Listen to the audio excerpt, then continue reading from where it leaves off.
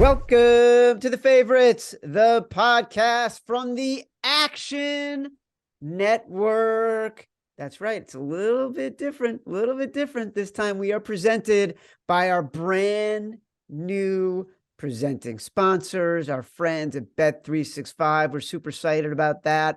I am Chad Millman of the Action Network. I am joined, as I am, for every episode by my BFF, my companion, my compadre, a man I missed so much while I was out last week, professional bettor Simon Hunter. Hello, Simon. Aloha, Chad. I still can't believe we still have, 4 or 5 months till week one. This offseason, buddy, is dragging right now. Listen, it is dragging a little bit, but we do have like the final stages of full-on drama heading into the draft, which is a week and a half away. We got a full week of podcasts devoted to the draft. You and I, you are brilliant when it comes to the draft. I have a ton of opinions about the draft. Our guest today is a draft expert, Nick Guarisco, better known as Fantasy Law Guy. Listeners can find his stuff, fantasylaw.com. Listen, you may be asking yourself, why are you having a guy fantasylawguy.com? Fantasy Law. Listeners can find his stuff at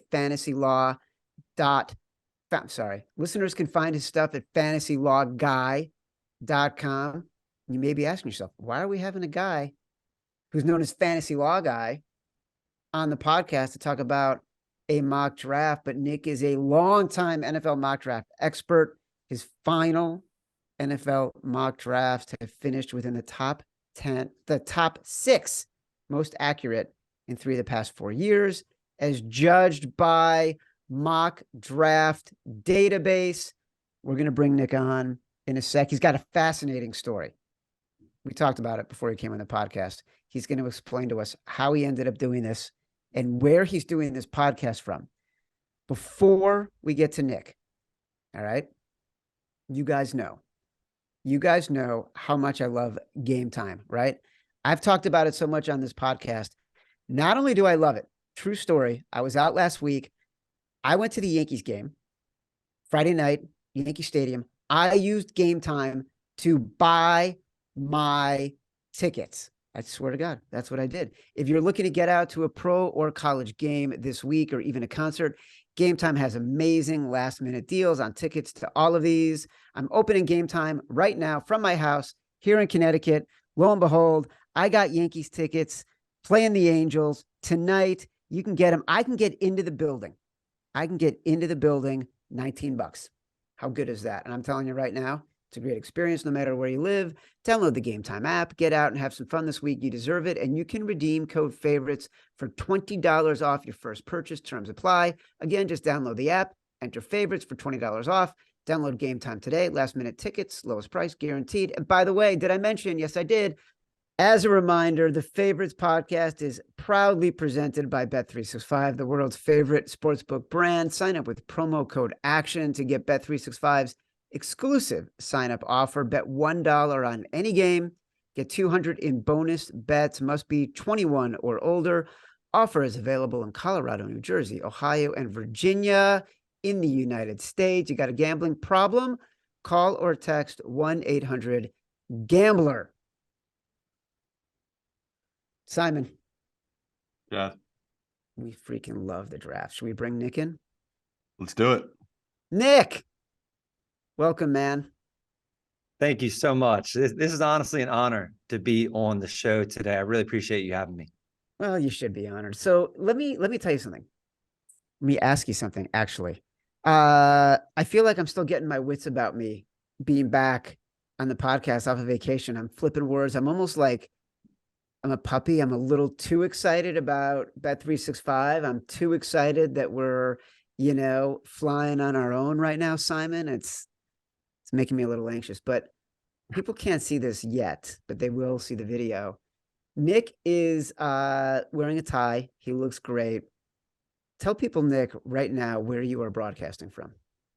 I am broadcasting from a classroom at St. Paul's School in Covington, Louisiana.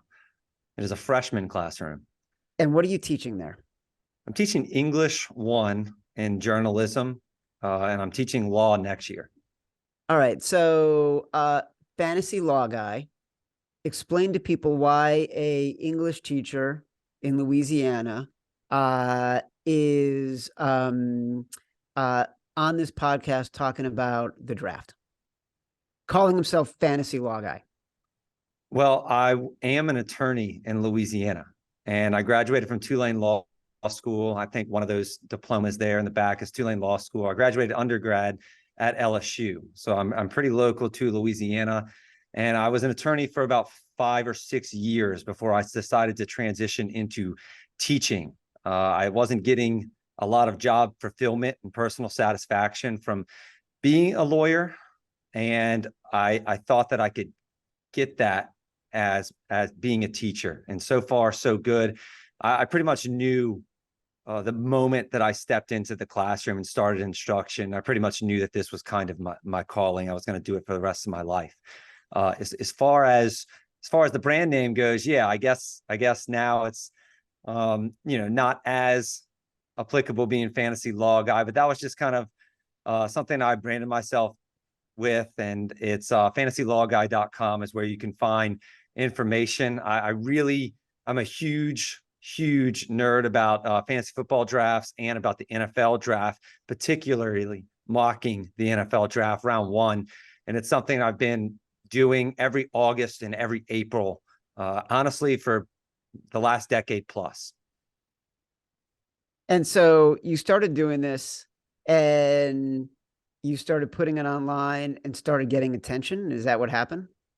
I mean, barely. I haven't gotten a lot of attention, but I used to have a website. We transitioned over to Fantasy Law Guy about 2 or 3 years ago. Prior site was like BigEasySportsTalk.com. I just tried to make a website to just kind of get the name out there. And I did it with some friends. Eventually, I kind of did my own thing because we all had different interests, if you will. And I noticed that I was pretty good at mocking the draft, or at least predicting where players would go. And so I started tracking it about a decade ago on an Excel sheet. And I got more and more addicted as every year passed up. I started comparing it to other mock drafts, seeing if I really could stand with the experts who actually do this for a living, which I do not. I don't get paid for this. But over time, I've started submitting my mock drafts to different websites like mockdraftdatabase.com. And these websites have kind of really just been getting popular in the last couple of years. They're kind of taking off. There's different ones other than the Huddle Report. Now I think Fantasy Pros does one. Now I think Mock Draft Database is the one that I know and love. And they've been tracking me for about 4 or 5 years now. And the results obviously have been pretty promising. So I'm just going to continue to do it. It's something I love doing. And I spend any available second in March and April I can on trying to predict where players are going to go, gathering all types of pieces of intel, information, everything possible, just to try to make those predictions. All right. Well, look, it's been working out, like we said, incredibly accurate, according to the third-party rankings. I admire the fact you're a teacher.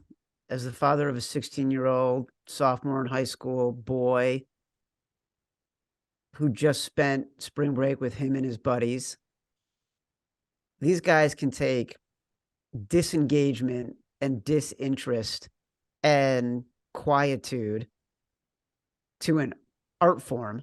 So I wish you all the luck in the world teaching them English. I appreciate that. Yeah, apathy is the biggest issue here as well. I always want the students to apply themselves and try as hard as they possibly can. But yeah, I'm ready to talk NFL draft. Appreciate all the words. So is Simon. Simon, right now, the biggest conversation in the draft, Bryce Young or CJ Stroud. Give me your take. We talked about this on our daily show, Green Dot Daily. Give me your take on what's happening at the top of the draft board right now with those two players. Well, Chad, looks like I'm about to lose six figures. By the looks of it, looks like Bryce Young is the guy. I've talked to a lot of people, a lot of really smart pros. They're just, I think they're not that they're just following along with what's going on. But 2 weeks ago, Mortensen, who works for ESPN, put out a mock draft where he had Bryce Young going 1 to Carolina. And say we had heard a couple people say that stuff. This was the first really big name on a big platform like ESPN putting that out there. And what did we see? The next morning, Bryce Young was, I think, minus 125. And then CJ was plus, say, 150 to be the first pick. Now, fast forward 2 weeks later, Bryce Young, Chad, is minus 1,000 to be the first pick overall. And CJ isn't even favored anymore to be the second pick. I mean, we just saw Will Levis and another book just moved him to be the favorite, to be the second pick. It's madness. So we talk all the time, Chad. There's a reason books don't take big money on the draft, right? They're gonna take a position where they don't want to get hurt by the draft. And we've seen it. Hell, you've seen it. We've switched sponsors here. Our old sponsor used to have, I want to say 200 draft props, right? I would say even 3 weeks before the draft, they had 200 draft props. Those days are gone. I mean, if you're lucky, there's maybe 2 or 3 books now that have a wide range of different draft props.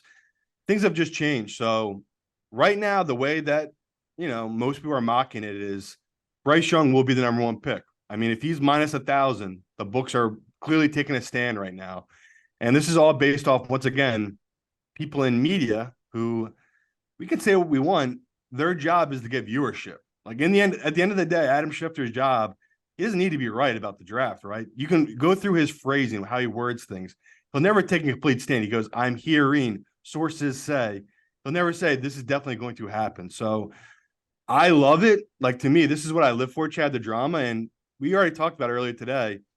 This could be one of the biggest poker moves of the offseason. If Carolina, if their guy is CJ, but they know Houston wants Bryce Young, why wouldn't the GM, why wouldn't the owner, why wouldn't the head coach say, well, we like Bryce Young. We're gonna take Bryce Young. We have him as the highest graded player and try to get Houston to trade up to that number 1 pick. So the drama is crazy right now. We've seen a guy I loved, Anthony Richardson, go from being the 3rd best odds of being the first pick overall to now this guy might not even be a top 10 pick anymore. And we're seeing a guy like Will Levis who, most people thought maybe he'd go to the Colts at the 4th pick. Now he might be the 2nd pick, Chad. So to me, as someone that likes to fade the public and bet against the normal bettors, I'm either going to win a ton of money betting some crazy odds on crazy quarterbacks, or I'm going to lose a ton of money because this draft will be boring as hell. And Schefter's dead on that. Say, oh, it is Bryce Young. And then Houston truly isn't interested in any other quarterback. They just wanted Bryce. Maybe they will take a D end or a D tackle. I mean, who really knows? So I love that we're having on guys talking the draft here, because to me, we already talked about, Chad, this feels like the Baker, the Sam Darnold, the Josh Allen draft. We have 3 quarterbacks, all good, all have big red flags. Who the hell knows who's really going to be the number 1 pick? I mean, Sam Darnold, no joke. People forget this. He was minus 700 the day before the draft. You woke up the next morning, Baker Mayfield was minus 200. That happened literally in a day, a Wednesday to Thursday before the draft. So to me, it feels like Bryce Young's the pick. Everyone's saying it is. We've heard the owner of Carolina say that's who he wants. Do we really know? No, because no guy is coming out putting their foot down saying it really is. So, Nick here, he's going to have a way clearer view on this than I will. I would love to hear his view on what this top 10 will be. Obviously, we'll go through his picks here, but you sit here right now, Nick. Do you think it is Bryce Young definitely going to be the number 1 pick?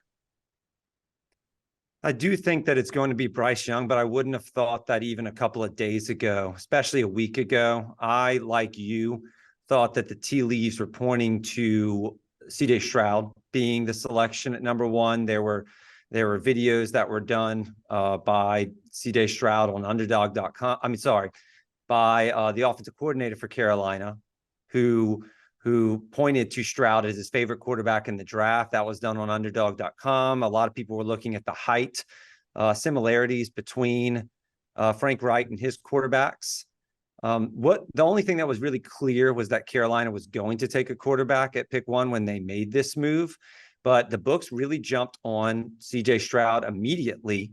However, while I do agree that there is a reason for Carolina to take advantage of basically the draft's worst kept secret, which is that Houston loves Bryce Young, I do agree that this could be the world's greatest smokescreen, and they have every incentive to do it.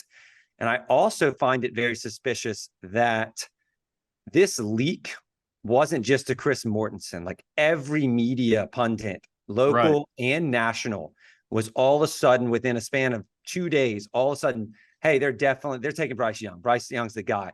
The leak seems a little loud, in my opinion. It's kind of sketchy.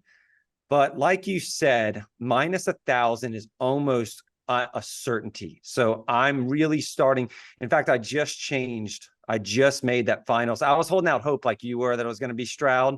I think it was easier for mocking purposes, but I just recently pulled the plug and changed to Bryce Young at number 1, probably about 48 hours ago, I would say. And look, this is why it's an evolving document.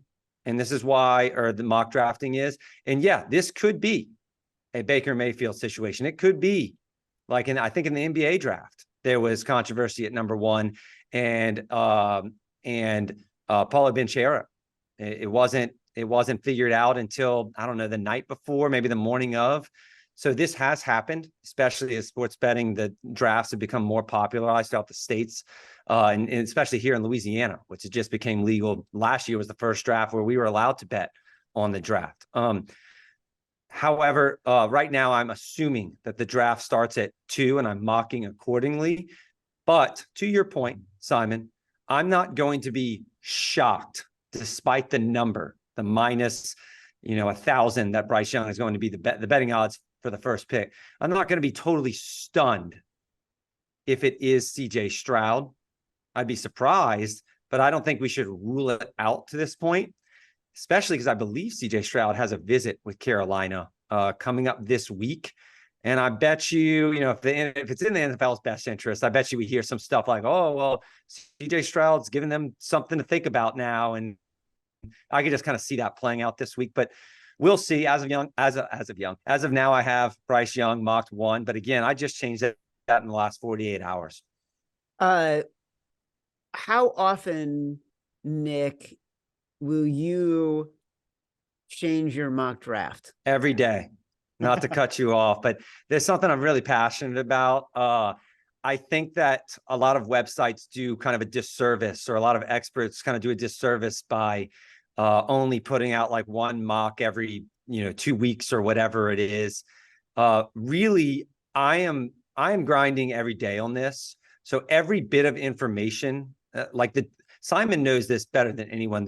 The draft market is extremely fragile. Like one little report by anyone, not even a credentialed media member, somebody who just has a lot of followers can put out there, oh, I've heard this, and they will take down the bet, or they will shift the odds dramatically. I mean, Vegas Refund, for example, posted something about Joey Porter's over last night, and I think Caesars took it down within minutes. I mean, so people are having a massive influence, not even just reporters and like Schefters of the world, but other people. It's an extremely fragile market. And that the point is that different data points and different facts, different connections, all of the puzzle pieces being overturned are leading to certain answers here, or leading to better chances to get these answers and to project them or correctly identify which teams are interested in which players.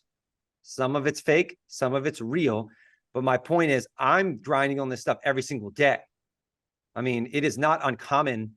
It's actually very common. Like last night, I was looking at the arm length of Bengals defensive linemen that they've drafted in the last couple of rounds to see if it disqualified a guy like Kalijah Cansey from being taken at pick 29. So, pick 28, excuse me. So yeah, this stuff, people are figuring out information, they're figuring out connections, and that is having an influence on the odds. And all of this is to say that I'm updating my mock regularly, probably several times a day, especially now, like every day until the mock, until I post eventually my final mock, which will be, probably whenever mock draft database requires me to submit, which will be probably be like, I don't know, I think it was last year, it was like 3 or 4 hours before the draft. So Nick mentioned Vegas Refund, also known as Luke Swain, who is a member of the Action Network team. He was with us all season long on Action Island. He was with me and Simon on the Favorites Pod talking about the draft. He is a mover and an influencer when it comes to draft markets. And they've been doing an Action draft podcast on the Action Network podcast network. Nick will be joining Luke on Monday on the Action Network pod for our final Action Network NFL mock draft episode.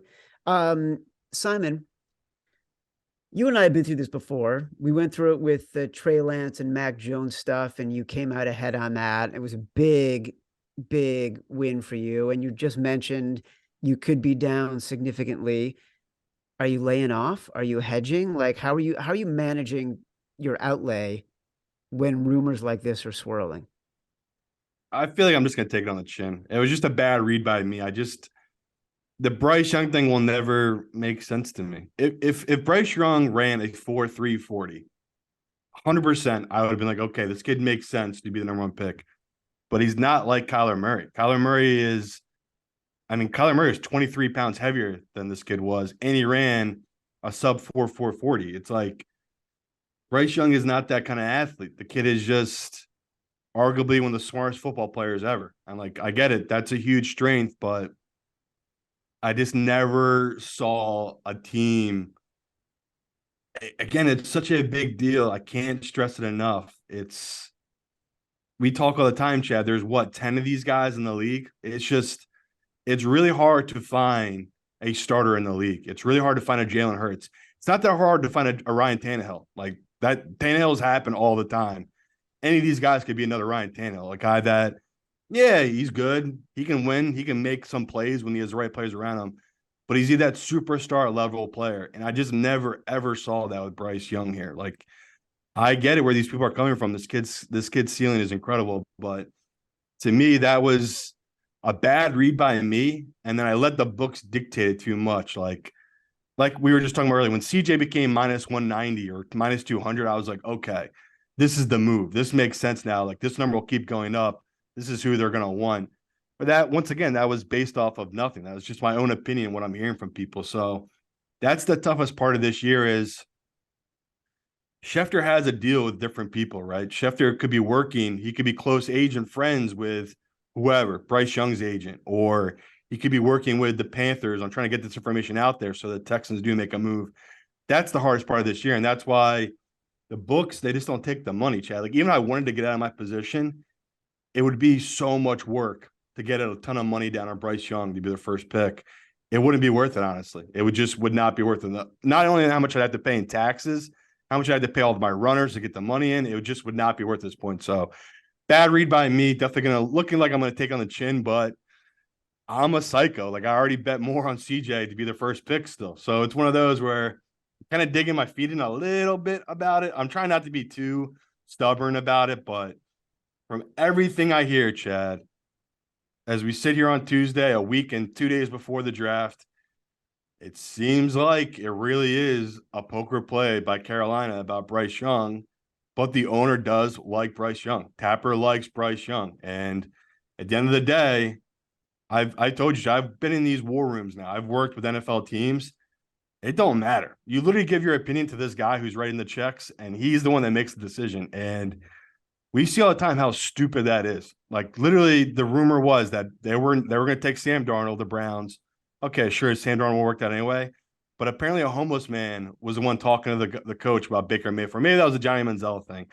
I just remember thinking to myself, if your owner is the one that's making the decision about the quarterback, that's a huge negative red flag. And again, go back to my Eagles team. That's a great example of the Eagles already had Carson Wentz and how he went to the owner and said, listen, I'm taking this kid Hurts in the second round because I think he is the upside of Russell Wilson. The owner didn't bat an eye. He didn't go, well, I already got my star franchise quarterback here in Carson Wentz. No, he let his general manager do his job. So That's my fear here. It's a new owner on Carolina. This guy wants to make a splash. So yeah, Chad, I would say I'm nervous. I'm not gonna lie. I've been dreading it all week. Every morning I wake up, I'll check the odds, and it keeps getting higher. Like we said, he's up to minus 1,000. It's just like, all right, got to swallow my pride and take on the chin here. Just a terrible, terrible read by me, thinking that a quarterback who weighs less than 180 in playing weight, that doesn't run a 4.40 would be the first pick. But these are the times we're living in. I mean, the general manager on the Carolina Panthers talked about how he was there when they drafted Russell Wilson to the Seahawks. Okay. They're just completely different players. Russell Wilson weighed 45 pounds more than the kid. Russell Wilson's playing weight right now is 240. This kid, Bryce Young, will never be playing weight at 240. He's 180 right now. If he's lucky, he'll put on 30 pounds during his NFL career. So I'm losing my mind because I just don't see it, Chad. But once again, you can tell I'm bitter. I'm very bitter about how much money I'm about to lose here. So it is tough to swallow it, but I got to do it. I just had a horrible read on how all these teams would evaluate these quarterbacks. I just not see Bryce Young being the number one pick. But once again, he's minus 1,000 to be the number one pick. All right, so we mentioned Anthony Richardson, or at least Simon, you did. Bet365 has great draft markets out right now, including Anthony Richardson and his position to be draft over under. Right now, they've got it at 3.5. The over looks like it's minus 280. The under, if I'm reading this right, sometimes it's hard for me to see everything. Matt Mitchell, tell me if I'm doing it wrong, plus 200. Nick, where do you have Anthony Richardson right now?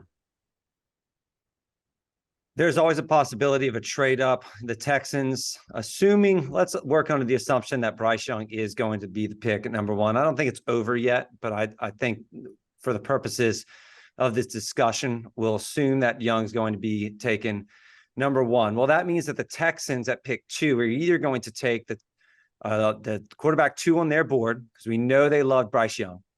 And that the rumor is around the league that they may value Will Levis. Now, do they value him enough to take him at pick 2? I'm not really sure. They also have that 12th pick that they could kind of use to move up if Levis were to slide. I'm not really sure what the Texans are going to do, but what I am sure, and what Lance Zierlein, who's one of the more valuable, or I don't want to call him that, he is valuable, but one of the best insiders for a team is his connection with the Texans, most trusted, reliable source. And he has stated that several times that the Texans are looking now, assuming Bryce Young is going to be the pick, the Texans are now looking to move out of that pick. And now, so you have pick 2 potentially being shopped, and that kind of kills Arizona's market, because Arizona's been shopping the pick at pick 3. So then you get to the Colts at pick 4, who may not have as much incentive to move up for a quarterback. I think that Anthony Richardson is definitely a consideration for the Colts. He could go at 4 in Indianapolis. He could certainly go to the Raiders at 7, even in a trade up or not. And the team that I'm looking at to move up for either Richardson or Stroud, if Stroud were to fall, is the Titans at 11. I don't think they're going to sit back there at 11 and wait. They don't have a ton of draft capital, but I think if Richardson or Stroud falls to that, 5, 6, 7 area, I do think that the Titans would want to move up in front of Atlanta, because I think Atlanta may take Stroud if he's there. So the Titans are kind of a team that I think my best bet on probably being aggressive to trade up for a quarterback there, whether it's Stroud or Richardson. So you would take the under, you take the under in the 3? I'm going to leave. I have some bets that I like. That's not a bet. I haven't bet on any of the quarterback numbers yet. I'm still I've been shocked, and I don't know if you have, Simon, but I've been shocked at the lack of rumored interests matching quarterbacks to teams. Usually it's a red flag, as in like, hey, maybe the teams don't love the quarterbacks like Richardson and Levis as much as the media perceives, or as much as media wants them to go high. Usually with quarterbacks, there are all kinds of rumors. Oh, the Raiders are in love with this guy. Oh, the Colts love Anthony Richardson. I'm not seeing a lot of that. I've seen some of it, but I'm not seeing a ton of that this year for some reason. And I don't know. To me, it's kind of made me hesitant to bet the quarterback market at this point. If I had to say, I'd probably say the over on what is it, 3.5? Yeah, I think the Colts may sit there, take them at 4. I think the Titans may move up, and I think the Raiders potentially with Anthony Richardson, we could see that as well. But I think the Titans are one of the better bets there. So you just said you haven't bet the quarterback markets. There are other bets you like better. What are some of the bets you like Yes. better? I think I haven't put nearly as much money on it as Simon over here. Definitely not near the high stakes that he is, but JSN, first receiver off the board. I think that's not the bet, to be clear. His over under prop is 12.5. And to me, that is pretty aggressive. It's pretty ambitious to say that he's going to be a top 12 pick. I think the reason the number exists is because of Houston's pick at 12, except based on everything Lance Zierlein, I'll bring him up again, is saying is that the only way, let's say Houston needs a quarterback. So one of those 2 picks that they have, pick 2 and 12, could be a quarterback. Another pick is probably going to be a defensive lineman. The only way Houston, I think, takes JSN, the receiver out of Ohio State, is if they take defensive lineman first, let's say Will Anderson. Bryce Young goes 1, they take Will Anderson 2, and then like, okay, let's punt on the quarterback this year, which it's not out of the realm of possibility, but even then, it's not a sure thing they would draft Jackson Smith-Njigba at number 12. I don't see the Titans doing it at 11. I don't see him going in the top 10. This is a slot receiver, primarily, who didn't have a particularly fast 40. I think it was 4.52. We'll call that average, I guess. And then he played 60 snaps last year for Ohio State. He barely played, a hamstring maintenance all year long, and he's had 1 season of college production. Teams typically do not draft slot receivers with those type of measurables and that 1 year of production with an injury history. They don't draft him in the top 12. And a lot of people are saying, oh, he could be the next Keenan Allen or Justin Jefferson. Well, even that could be great. That could be true. But even Keenan Allen was a 3rd-round pick because of injury concerns. And even Justin Jefferson was picked 22. Obviously, Jefferson should have been taken higher, but it speaks to the team's hesitancy toward drafting a receiver whose primary role is in the slot. So already you need a team that really values the slot receiver position. And then doesn't have a great speed. And again, injury history. There are a bunch of reasons why Jackson Smith-Njigba could be a really good pro, but he does not fit the profile of a top 12 pick at all. And that's why I would bet the over on 12.5. I see his range being closer to, and it doesn't sound like a big deal, but I see his range being closer to 14 or 15. I think the Patriots are in on him. I think the Packers are in on JSN. But it wouldn't surprise me, to go further, it wouldn't surprise me at all if teams just don't view this receiver class as anything like last year's. And it wouldn't shock me if JSN goes closer to Seattle's pick at like pick 20. Again, I have him mocked at 14 to New England. So it's not a massive disparity between his 12.5 over under. But when you have a 12.5 prop, I'm just trying to look at the teams that I don't think anyone's trading up for this guy because of the concerns that I just laid out. But if you have 12.5 prop, I'm looking at teams who are going to take him before pick 12. The only team I'm seeing is the Texans, and they just have bigger concerns. The quarterback, and then DeMeco Ryans, first-year coach.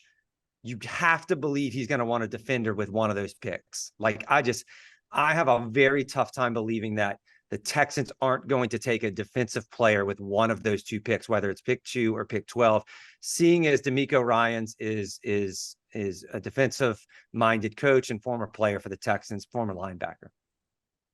All right. So that's an interesting one because the wide receiver market has been something that a lot of people have been talking about, especially with JSN and sort of where he's going to fit in this draft.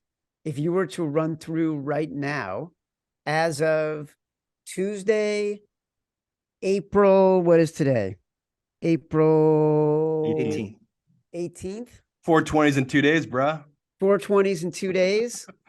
Before we get crazy, what is your top 15? Top 15 players that I think, just in a particular order or no particular order, players that I think are going In order. In order.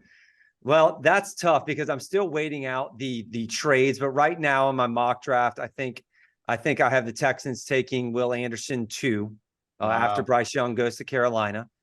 I think Tyree Wilson to the Cardinals at 3. Now, here's the thing. I don't mock trades. So in reality, I think one of these quarterbacks are going to go, at least one, are going to go higher because of a trade. But right now, I'm not really in the business of mocking a trade because it's too speculative at this point. I think the water will clear or be less muddy about a week from now. However, both the cornerbacks, I think I've Gonzalez going to the Raiders at 7.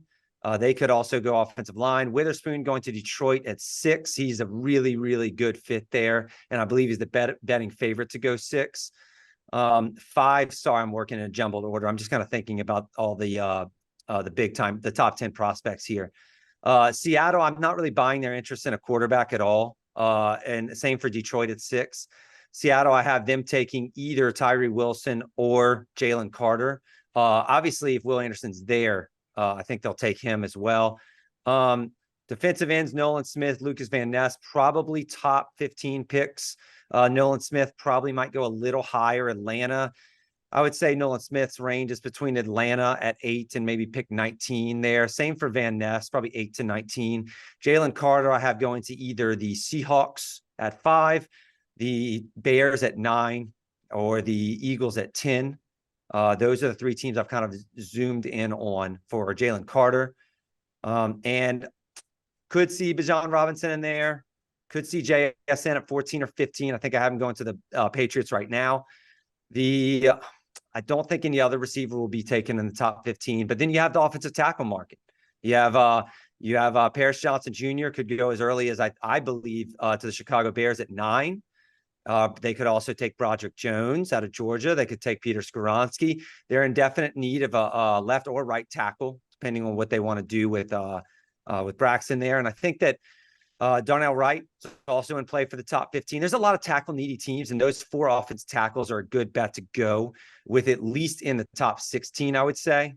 And again, I know this is jumbled up, but then lastly, the 2 corners that I think may hit the top 15, but probably closer to 17, 18 to 22 range are Deontay Banks and Joey Porter Jr.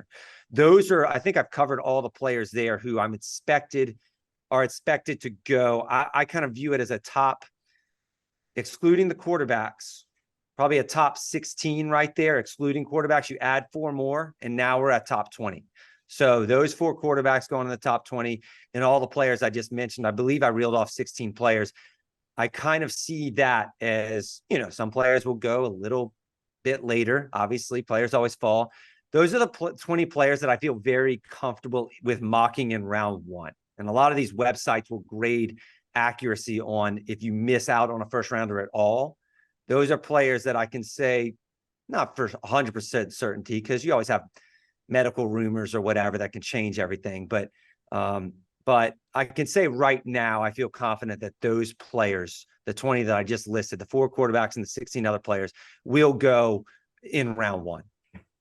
It's crazy to hear about just all these teams that, just teams that would pass on quarterbacks, where I'll never get over the fact that the Falcons took Pitts over Justin Fields. Me and Chad talking to Nazim about it. I couldn't get over the fact it was being mocked that way. That's another bet I lost a ton of money on. I bet a decent amount that Justin Fields would have been drafted by Atlanta because it just made sense. Same thing with the Seahawks here. Like the Seahawks, if CJ does slip or Anthony Richardson does slip, I don't see how the Seahawks don't make the move. Like, I love the Geno Smith story. That was all fun and good. He'll never be a top 5 guy. And that's the whole reason you draft these quarterbacks. You're drafting for a top 5 guy. You're drafting for an upside. I love Justin Fields, like a young spark to come into a team on a cheap contract. Man, that's heartbreaking hearing all these teams that just pass on quarterbacks like this. But just really, really quick, I want to get your take on this. just because my guy Vegas Refund hooked it up, I bet at 25-1 and 20-1, Zay Flowers to be the number one pick for wide receivers. We've seen his odds go way, way up after he's had a couple workouts. I'd love to hear your view on it. You think there's still any kind of value right now on Bet 365 to bet him at plus 400 to be their first pick? Because we've seen the number come down. Like he was at 10-1 a week ago. Now he's down to 4-1. Is there still any value there on Zay Flowers in your opinion? I think there's some value. I have a tough time believing that JSN is going to get past both the Patriots at 14 and the Packers at 15. Okay. Zay Flowers benefit, even though he is undersized at 5'9", 5'10", or whatever he came out at. He's an outside receiver. So teams are going to value that. He also has the ability to play in the slot.